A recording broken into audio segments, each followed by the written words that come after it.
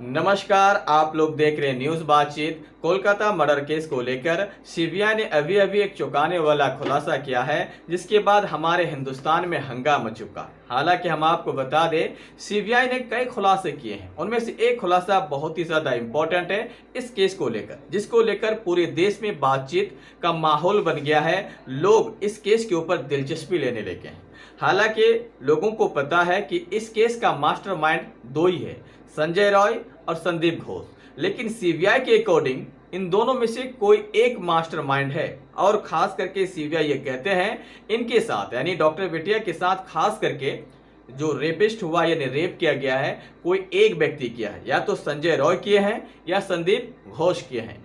इसीलिए इस केस को सुलझाने के लिए 100 लोगों का रिपोर्ट या 100 लोगों के खास करके बयान को दर्ज किया गया। 100 लोगों के बयान दर्ज हो चुके हैं, सीबीआई कर चुके हैं। उसके अकॉर्डिंग एक व्यक्ति के ऊपर ही शक जा रहे हैं। और अगर हम बात करें डीएनए टेस्ट रिपोर्ट की, इस डीएनए टेस्ट रिपोर्ट आने के बाद भी लोग चर्चा करने लगे, क्योंकि 100 लोगों के जो बयान दर्ज किए गए हैं उनमें से रेपिस्ट के बारे में अगर कोई है तो वो सिर्फ और सिर्फ है संजय रॉय। संदीप घोष उनके साथ रेप नहीं किया उन 100 लोगों के बयान के अकॉर्डिंग। फिर भी सीबीआई को लगता था कि ये 100 लोग झूठ बोल रहे हैं, इसीलिए डीएनए टेस्ट कराया गया था। डीएनए टेस्ट के अकॉर्डिंग अभी जो मीडिया रिपोर्ट के कह सकते हैं या फिर कह सकते हैं कि सोर्स के हवाले से जो पता आ रहा है, उनके अकॉर्डिंग संदीप घोष डॉक्टर बिटिया के साथ रेप नहीं किया है। संजय सिर्फ और सिर्फ संजय रॉय ही उस रात को डॉक्टर बिटिया के साथ रेप किया है। तो इसके मतलब ये हुआ कि रेपिस्ट केस में संदीप घोष नहीं बल्कि संजय रॉय हैं। और अगर किसी को सजा होना है, फांसी हो या कुछ भी हो, तो संजय रॉय को होंगे, संदीप घोष को नहीं। हालांकि उनके कॉलेज पे हुए हैं, भ्रष्टाचार भी किए हैं और बहुत सारे सबूत को मिटाए भी हैं, तो उनको अलग से मतलब उनको भी सजा होंगे। लेकिन आप नहीं कह सकते कि उनको बहुत लंबा सजा होगा, क्योंकि डीएनए रिपोर्ट के अकॉर्डिंग संजय रॉय ही रेप किए हैं। तो फांसी या सजा या मौत, कुछ भी जो सजा के हकदार होते हैं ना, वो संजय रॉय ही होते हैं।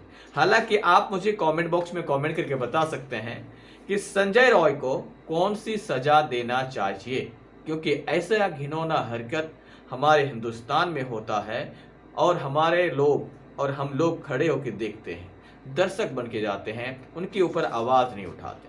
लेकिन आखिरकार मारने का या फिर जान से उसे रास्ते से हटाने का प्लान क्या है, क्यों हटाया गया?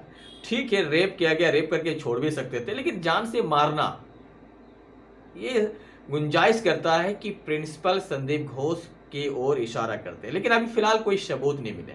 लेकिन जो सोर्सेज के हवाले से पता चल रहा है कि उस कॉलेजेस में गंदे काम चल रहे थे। जो सुंदर खास करके डॉक्टर्स थे, उनको फेल कराए जाते थे और फिर बाद में उनसे पैसा लिए जाते थे। जो पैसा दे के मान जाते तो ठीक है, और नहीं जो पैसा दे पा रहे थे उनके साथ गलत काम किए जाते थे पैसा के बदले। मतलब हर हालत में वहां पे फायदा ही फायदा था।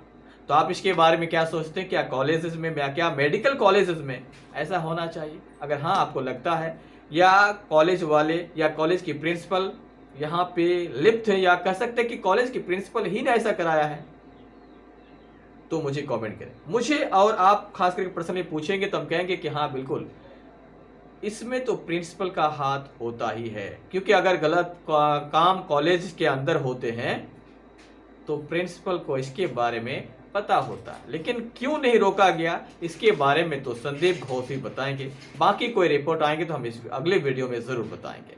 जय हिंद।